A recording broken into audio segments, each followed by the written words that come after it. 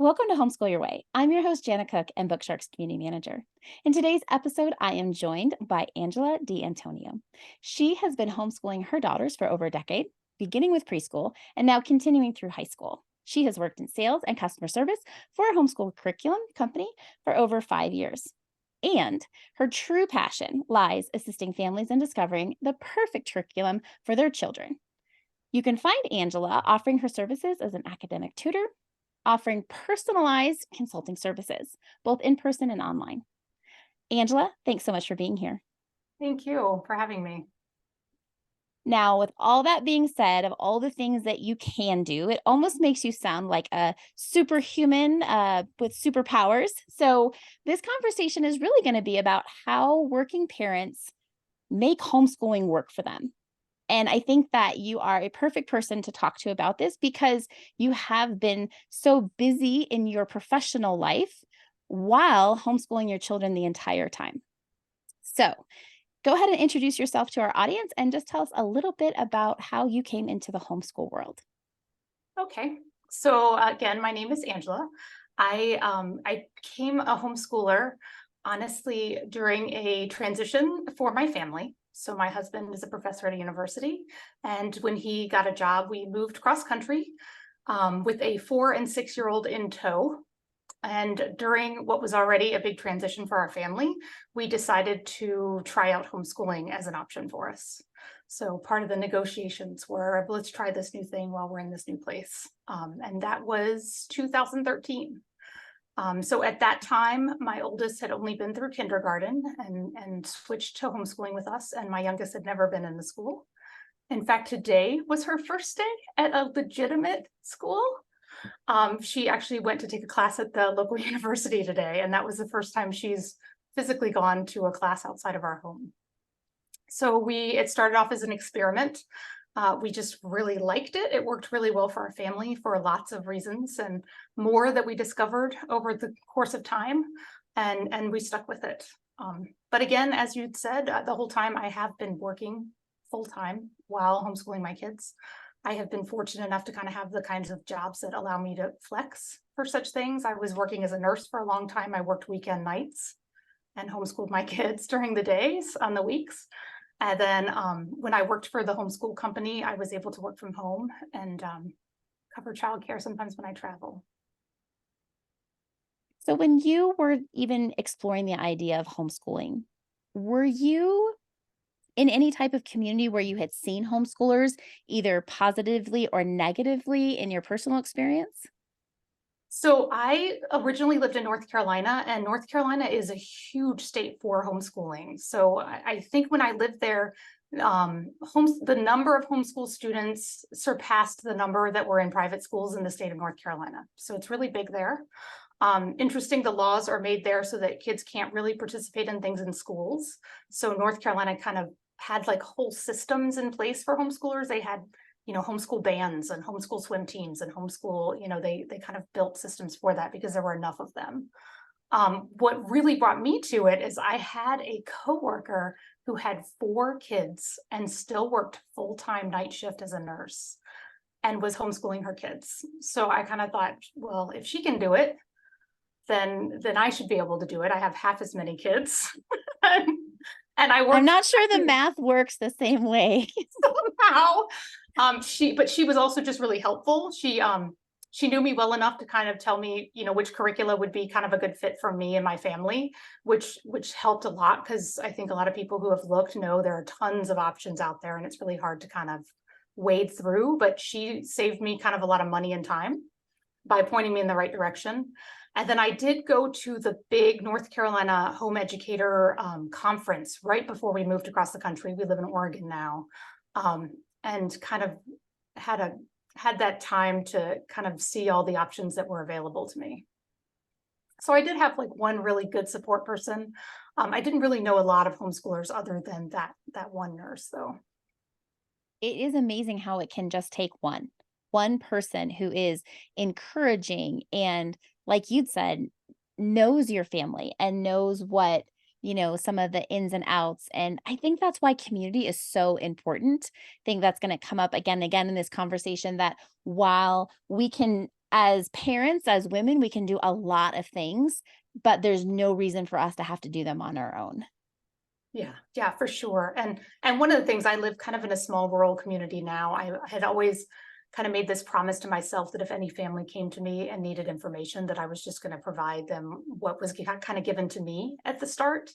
And especially 2020 with COVID and all those changes, there have been a lot of families who have reached out to me, and I've always kind of taken the time to kind of walk them through what their options are and what might fit them the best. Look at you giving back to your community just any way you can. I do what I can. And you do it well. You do it very well. So when you guys made this cross country move, you decided that, okay, you were going to give this a try. And let's be honest, year one, did it go as expected? I don't know if any year has ever gone as expected. I think one of the things I always tell people is that homeschooling kind of takes parenting and multiplies it by 10, because um, you're responsible for everything, right? You can't be like, oh, well, that was the teacher, or that was the kid in class taught her that bad word. Or Hmm. you're just taking on so much of that responsibility, and I've always kind of felt that. But I like to make lists. I like check boxes. I like to plan things, and um, there's no such thing as a plan that really has carried out in the way that you imagine it. Especially when there's two other personalities involved. And my kids, of course, are very different from each other, and one's very different from me. One's very like me. So it's hard to know. Sometimes it works well with one or not the other, depending on how things are going that day. So yeah, certainly, my vision of having some very beautiful Montessori-esque, day that flowed never really, been the reality. Well, I'm so happy to hear because I was worried your answer was going to be it worked out perfectly and it has for the last decade My because I kids think are perfect. Life is that's right. perfect. That's right. No, The not at birds all. chirp as I open the windows every morning. It's amazing. I do think that sometimes, whether you're homeschooling or not, that is the perception that social media kind of creates a platform to give us your best, give us only the good.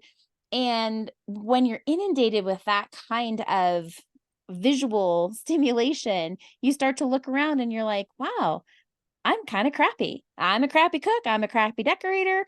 I'm a crappy mom because I didn't think to do that for my daughter's 5th birthday. Although I did, and I'm holding on to this. I have pictures. I made a Barbie cake for my twins when they Oh, turned 5. So like got the special bowls, put the Barbie in the middle of the cake, like had the dress, and that's it. Like that was it. I was like, I nailed it at 5. You're gonna have to look at the pictures for every year after I that. was gonna say, take lots of pictures so you could prove it forever that you were that mom on that one day. On that one day, on that one day. But I think that being honest about what it looks like to be able to homeschool your children really is only beneficial to the people who are doing it and the people who are coming into it. Because if I'm going to sit here and present as having it all together and my house being perfectly clean and the dinner on the table, and when my spouse comes in, there's no chaos and it just looks like, you know, I was born for this. And that really it does discourage people from looking at reels and looking at people who seem like they're doing a really good job, and they're like, forget it. I've lost before I've even begun because I do work full time. And then we kind of make, well, she probably doesn't have to do what I have to do, or maybe she doesn't have this, or maybe he doesn't have that. And it's this comparison game that really it's defeatism before you even get started. And I think this could be applied obviously to any area of our life. I think social media is ruining anything, but specifically to homeschooling, when you are a working parent, there are things that you have to give up in order to do something else well. And in a society that says you can have it all, it just doesn't really, the equation isn't balancing out. Mhm. Well, I think it's important too to role model for your children. I'm very aware that I have two daughters, and it's good for them to see that I'm an imperfect person, right? It's good for them to see that I have days where I have the temper tantrum and we stop schooling for that day and we just go to the park and play on the playground, right? Like I mean, the thing I hear from people all the time is that I don't have the patience to homeschool my kids. And my kids now, especially though they're older, just die laughing because I'm not a patient person. I mean, I would definitely not put that on my list of strengths. But I mean, again, the kids need to know that, I mean, they don't have to be perfect. I'm not perfect. You know, we all have hard times. We all have bad days. We need to learn how to like take a breath and adjust sometimes and live with like the reality. And so I think it's good to role model that for our children as well, you know, that for them, especially because, you know, I've got two, you know, teenage girls growing up in a social media era to recognize that and to learn, you know, balance. I was actually particularly proud because my youngest went to a pretty competitive math program this past summer, and you could take 2 classes a week. And she actually would choose to take a really hard one that she was interested in, but her second class she would choose an easier one because she wanted to be able to kind of devote her time and effort to the one, you know, to the harder course. So she knew to have that balance instead of trying to take all the hard classes and impress all the professors, right? Or to try to take all the easy ones so she didn't have to work that hard, right? So she kind of has that sense already, even at 14, of you know, I need to balance my needs with this as well. So I think that brings up a really good point that when you are homeschooling, you had mentioned how it magnifies parenting. And I've repeatedly said, like, what homeschooling has done is just really put a spotlight on all the things that my character flaws and things that I could work at and where I have wrong thinking. I mean, if people go through life and don't have anyone questioning what they do, and believe me, if you choose to homeschool, they're going to be questioning everything all the time, and you encourage it, and yet when you're the subject of the questioning, it can be demoralizing if you don't have like a good balance of like, okay, you're 10, you can't make me cry every day. Like, I do know some things. I am an intelligent adult. I have a, you know, degrees, but I think parents have this idea because the only teacher that they saw, if you want to put a label on a teacher, right, is an mhm. educator that they went to 9 months out of the year, let's say 7 hours a day, 5 days a week. And my girls would come home before we started homeschooling, and well, my teacher would never say that to me. My teacher doesn't say it like that. And I remind them constantly, well, she's paid to have self-control. And nobody's paying me. I only have intrinsic motivation to have self-control at home. And there are days I just don't have it. And maybe if we could talk your dad into paying me a little bit more, I might be able to display that a little quicker. Well, and there's no time off, right? It never, I mean, the good thing about homeschooling is that your kids kind of understand that learning's a part of everyday life, right? And that, you know, this is, you know, that this is how, you know, this is ideally what you're instilling in them, right? That, you know, how to look up into something that you're interested in, that this is something that constantly happens on every level, you know, in your everyday life. But that part of it as well means that as a parent and teacher, you know, you never really kind of get away from it. And Yeah. yeah, I mean, that can be, and so, I mean, I mean, nobody has that kind of patience. Like, we're all No. human beings here. Yeah, we just need to like take that out of the vocabulary when you're talking about homeschooling. Like, listen, you ain't got it, you're never going to have it. So let's just accept that and let's move on from there. Instead of Yeah. working from a deficit, just go, listen, that's not something that you're even going to be able to capture. Like, just let that go. You have other qualities. You Mhm. know, your love of learning really does come through to your children, your passions and what excites you, and the freedom to be able to bunny trail and think about things that there's no time for in that other space, right? You're creating a different type of environment. And I said it and I keep saying it. When you say yes to something, you're saying no to something else. It Yeah. doesn't matter what it is. That is just part of life. So if you're saying yes to this, and you're saying yes to working, because we are in a society where very few families can have just one income, and very few people want to give up, right, the sense of Mhm. what they've worked hard for, what they were educated in. Like, I've always said, I don't think I could not work even if I didn't have to work, because I'm just that type of person that I need lots of bunny trails to run down all the time. Like, and that's what keeps me excited about each of the things that I'm doing, because I get a short burst and then I come back. I get a short burst and I come back. And so it's interesting. But what am I saying no to? Well, honestly, I'm right now in this season of my life, I'm saying no to a really clean house. Like my house is Oh, like yes. not it's not dirty. I would never be embarrassed for someone to come in necessarily, but like maybe just stay in the front room in the kitchen. You know what I mean? Like I can let the dog hair swirl around, but like beyond that, I'm not sure what the kids' bathroom looks like. My bed's not made. I have a huge basket of laundry sitting in front of me. Mhm. But it's okay because if I have to put that off, I'm saying yes to something else. And right now I'm saying yes to what my kids are interested in and what they want to do. Yeah, absolutely. Yeah. And my kids went to camp for 3 weeks, not this past summer, but the one before. And I thought I would be really sad because it was the first time that we've totally had an empty house. But I was so struck by how clean it was. Whole 3 weeks. I'm like, it's so clean in here. So, there were definitely some benefits even to them growing up. But you're right. I mean, you can't do it all.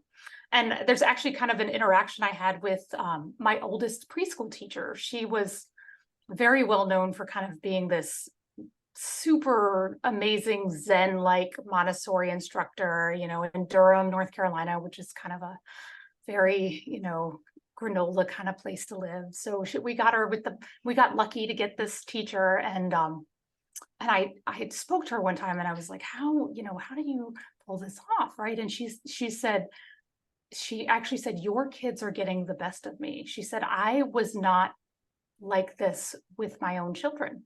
She's like, Mm. because now I'm older, I've learned things. I get to go home and like meditate and eat a quiet dinner by myself if I want, like I have downtime. She's like, this has all just come as a result of, time and effort. But I mean, it was so gratifying to hear her kind of say, like, I was not like this for my own children, right? Like this was because she had so many other stressors, right, at the time. And she was able to kind of grow and become what she was for us. It's cool.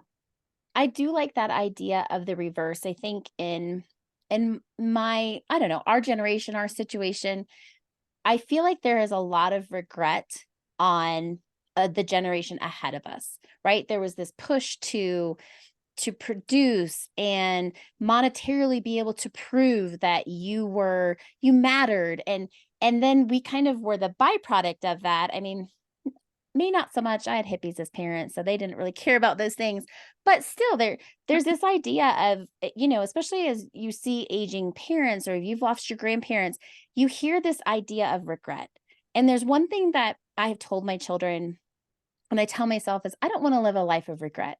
So if my house isn't clean, it was really clean when they were little. And I tell you what, I was like wound real tight about a lot of things for a lot of reasons. And then homeschool happened, and had to make an intentional decision. What really matters right now? Does it matter that I didn't get to that isn't to my liking? I think that sometimes with parents, we're unwilling to let things go or let our children do some of the things because it's not to our expectation. It's not to how I would like it. And I had to get to the point where I was like, you know what? They cleaned the bathroom. Is it the way I would clean it? Nope. But it's clean. And at least they are taking on chores and they're taking on responsibility. And so I have to let that go. Like, did they fold the laundry the way I would fold it? No, they did not. But why am I going to waste my time refolding the towel so that my closet looks a certain way when my energy is well spent in another area? Like, Yeah. Well, okay, packing up the car, go out and play. I actually had my kids start doing laundry at 6 each. Like I was that mom. Mhm. But I felt like one of the nice things about homeschooling is that it did give us a lot more leeway on time because, they're getting one-on-one instruction when they are, or one-on-two, that they could learn these skills. I mean, part of it was, there was always this, we're a team, we're a family, we're a team, and we all have to pitch in. And so we've always kind of had that idea. But I definitely don't do everything for my kids. My kids have always made their own breakfasts and lunches, even back in the day when all they could do was make a peanut butter and jelly. But they've learned kind of skills that are probably a lot more useful than knowing what year Columbus sailed the ocean blue, right? being able to make themselves a lunch, being able to grocery shop, being able to do laundry, being, knowing all that stuff, right? My youngest one, learned how to change oil in the car, right? So, and honestly, when COVID happened, and of course I live in Oregon, so everything really shut down hard. Um, that was the thing I kind of encouraged people to do with their kids when they didn't know what to do. Because I was like, there's all these skills that your kids aren't learning because they're so busy at school. And then you whisk them off to their activities, and then they have homework to do. So you're doing all of the cooking and all the serving and all the cleaning and all the laundry, and it doesn't do them any good. It's those kids that get to college and don't know how to start a load of laundry, right? In fact, at that camp my kids went to, my two daughters taught all the other kids how to do laundry because nobody there had ever done laundry. It's kind of wild.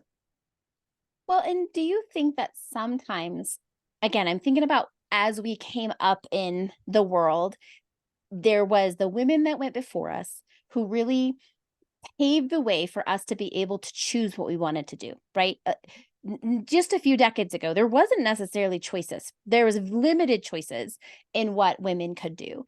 So I feel like sometimes there's this veil put on us that now, because we decided to make our own choice, now we have to do it all, right? Like, and I don't think that's true. I don't think at all that we should have to continue to do it all. I think that we have the right to say, you know what?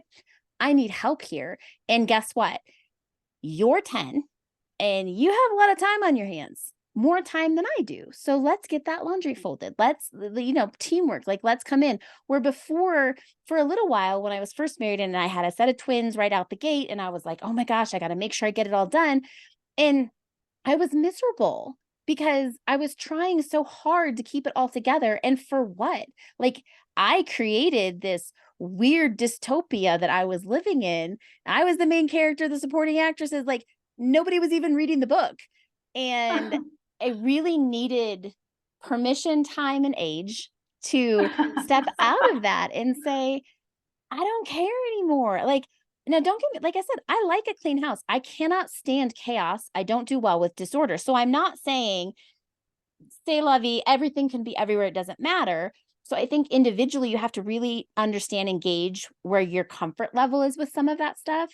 But as parents decide to homeschool, they really do, like, I'm here, I'm giving you the permission. Like, you're gonna have to let some things go in order to say yes to some things.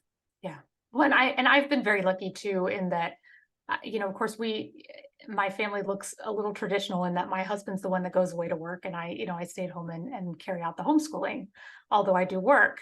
But my husband does carry a lot of, he takes a lot of pieces, and I'm very fortunate because I think some of it too is also this proving that you can do it all, without knowing when you need to ask for help.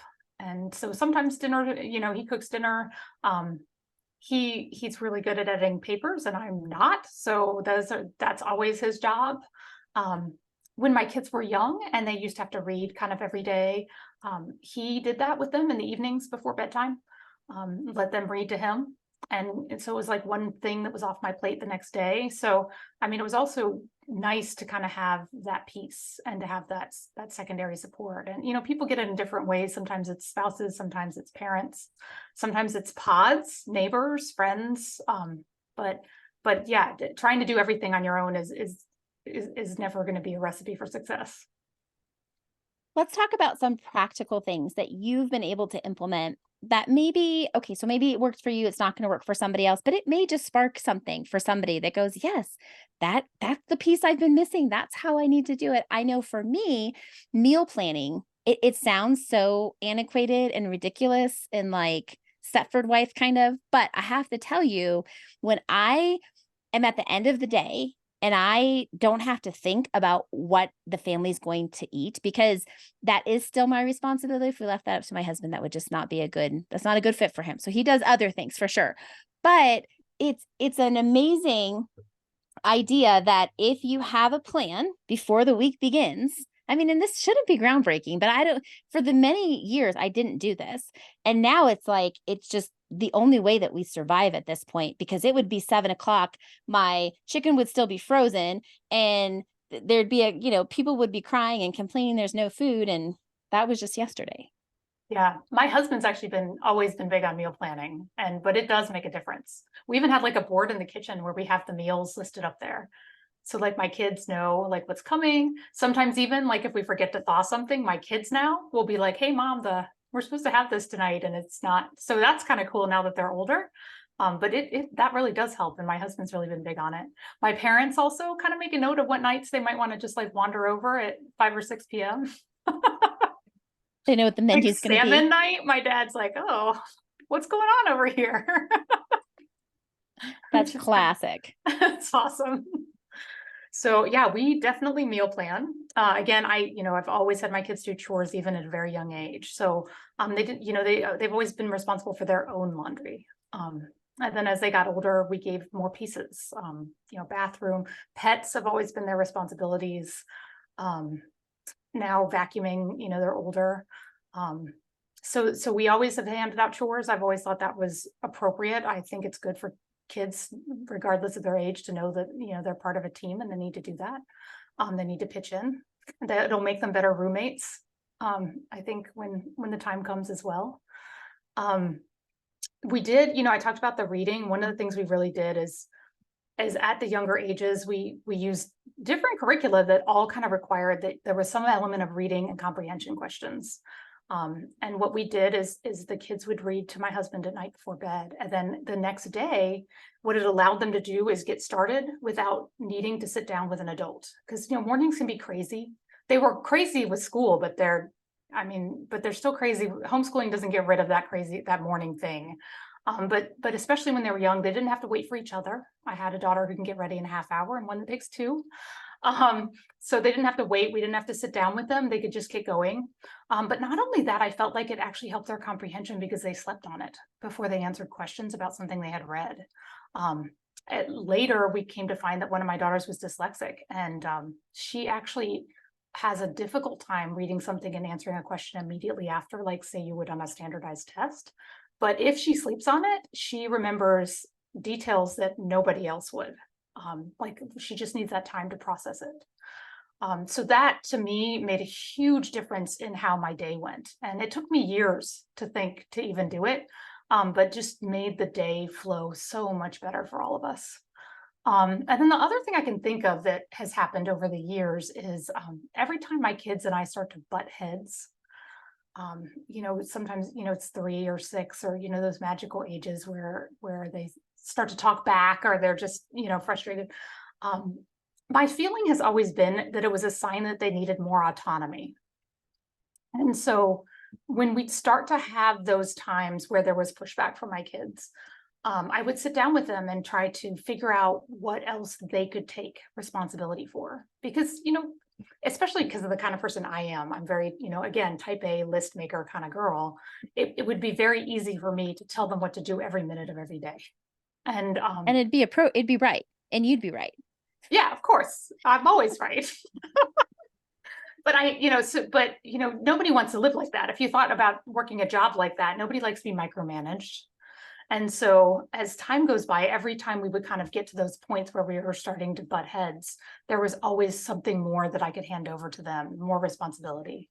And in middle school in particular, once they got there, I was very big on this is the amount of work I want you to finish in a week, but however you do it, you can get that done. Because like those executive function skills, I think homeschoolers tend to not be very good at, especially when they have a mom like me. So allowing them that. And what happened is I had one daughter, who'd do all language arts on Monday and all her social studies on Tuesday and all her, like she would do things like that, like in blocks. And it worked well for her because again, she's dyslexic. So it's easier to focus on one thing at a time. And then my other daughter was kind of like, all over the place, like 15 minutes of this and 2 minutes of there. And she was all over, but ultimately they got it done by the end of the week. And so for me as a parent, I'm kind of looking ahead into like college or, after high school, after they're out, from my school. And I want them to be able to do that, right? I want them to be able to manage what they need to get done and figure out how, to work with some kind of deadlines and balance what they need. So definitely at middle school, I was happy to kind of hand over that as well. Again, giving parents permission to know that it's okay to hand stuff over. It's okay if they can do it on their own. this is a good thing. This is actually what you want. I think one of the feelings that I struggled with for a long time when I first started to homeschool was, okay, this is my choice for my children. I'm responsible for it. So I have to prove that I made the right decision. Yeah. And when things aren't going well and I'm in chaos and it looks like, wait a second, why did I make that? Why did I think this was the right decision again? Like why they're not little robots. I don't know why I thought they were just going to come out and just be compliant especially for my own children. I mean, I'm a non-compliant kind of person in a lot of ways. So it's funny that I would think like somehow I would just miraculously produce compliant children. And those are the types of attributes that you actually want in an adult, Mhm. right? To think for themselves, to think outside the box, to be innovative, to say, why are we doing it this way? And that's because that's how we do it. And that's the Mhm. only way I know. And I think a lot of times parents that feeling of anxiousness could be because it is disruption in a way, right? It's not how we were taught, it's not what we were modeled. And so to accept something different is maybe in my mind I thought was giving up some type of control. But Mm. as the years have gone by and I now have almost two 18-year-olds, which is just crazy to me, I see now that the more I let go of the way I think it should be, the more I let go of how I envisioned it and really let them own their own story, it has released me from having much more anxiety than I normally carry because like, you know what? That decision that you make, it's not the end of the world. It's okay. It's okay if it turns out great, wonderful. And if it doesn't, then we go back to the beginning and we try a different way. Mhm. It got rid of a lot of fatalistic thinking for me, which was helpful because if I'm less like that, then that's helpful to my children because then they're less like that. And believe me, we all need to be less like that. Yeah. We have a family saying that you're either winning or you're learning. So that's one that we have to keep I have to keep reminding myself of. And it's funny because I find that I'm getting more perspective. Maybe it's because I'm older and wiser. Maybe it's because my kids, I am starting to feel the fact that they could potentially only be home for another year or two. And and do I want to spend the last couple of years with my kids arguing over getting more math done? Or, because I fall into that cycle of getting we're getting behind, right? And that, it's so funny because that feeling is so nefarious and it's so common with homeschoolers. And there's this, and it's funny because even when I worked in customer service, I would give people a hard time because I'd be like, behind what? Behind, like, where's the line and who drew it and why is that the line? And like I'm very good at challenging that idea for people, because everybody grows up in different ways. And one of my kids is this here in math, but here in language arts, and one of my kids is the opposite. It's, people don't, they're people, one of my friends always said standardized tests only work for standardized children, right? Like people don't fit into nice, neat little boxes. So how somebody's going to develop is their own story. And, making these arbitrary lines or looking at somebody else's arbitrary line of where they're supposed to be is just it's not gonna make anyone particularly happy. And especially, as a homeschool parent, if you start to obsess over those lines, it can just it's not gonna make anyone happy. I mean, it makes me anxious, and then I bring it out to my kids, and ultimately, it's not like we get more work done because of that. It just makes everybody less happy. So as I get older, and as my kids, I start to feel the fact that they're gonna leave soon. And I just, yeah, I don't want to spend my days kind of having that discussion over and over again of we really need to work on algebra. We really need to get you through algebra like that. It just it doesn't serve its function anymore, right? And the irony is, you and I are both talking about our homeschooled children who are in taking college courses in high school, who are really a great example of what homeschool can produce. So we're not sitting here saying, oh, none of this matters. You don't have to do anything.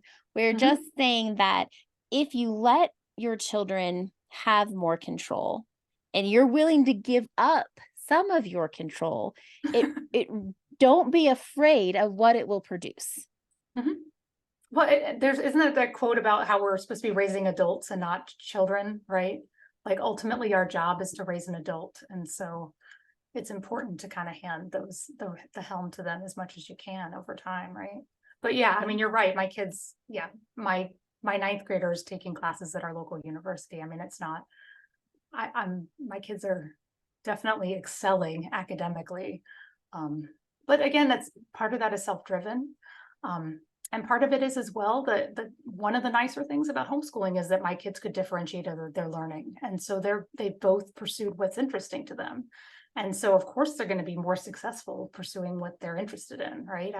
I have a computer science engineering math girl, and my other daughter is taking Latin and she's taking a college level like mythology and Greek literature course. So totally different things, but they're both excelling at them because it's what they want to do and what they're really interested in, right? And it's nice to be able to kind of allow them to pursue that without um when I look at high schools, everybody seems to be taking the same exact classes for 4 years. And, when I got to college, nobody really knew what we wanted to study when we got there, but it makes sense because everybody did the same exact thing for 4 years in high school.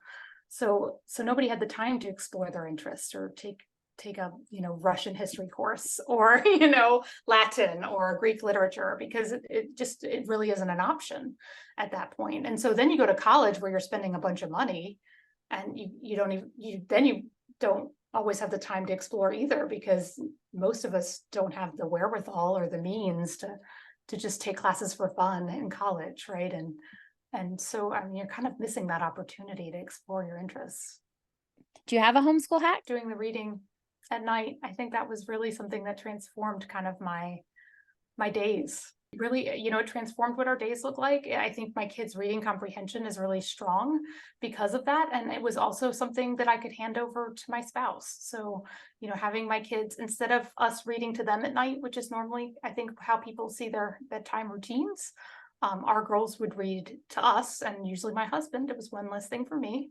And and they're reading for whatever they were doing for the next day's school day they would do at night with my husband, and then comprehension questions came the next day. So they had to sit on it, they had to think about it, they had to you know internalize it as well. When you're taking a test, sometimes you just answer the question and then it's gone. But you can't do that when you're asked the questions after you sleep over it. So that to me, um, somewhere halfway through our homeschooling was something that I figured out to do, and it just really made a huge difference in how our days looked. I think that's amazing. I hope that our listeners take that to heart and maybe give that a try in their own homeschool if it's something that, they're kind of struggling with or trying to figure out how to get it all done. As working parents, we definitely have to be innovative. And I think that homeschool allows us to be, if we are willing to get out of our own way, because I have found most of the time I'm the problem.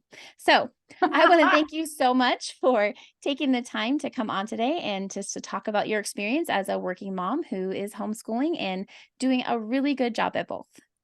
Thank you. It was nice to talk to you too. Thank you guys. Until next time. Bye bye.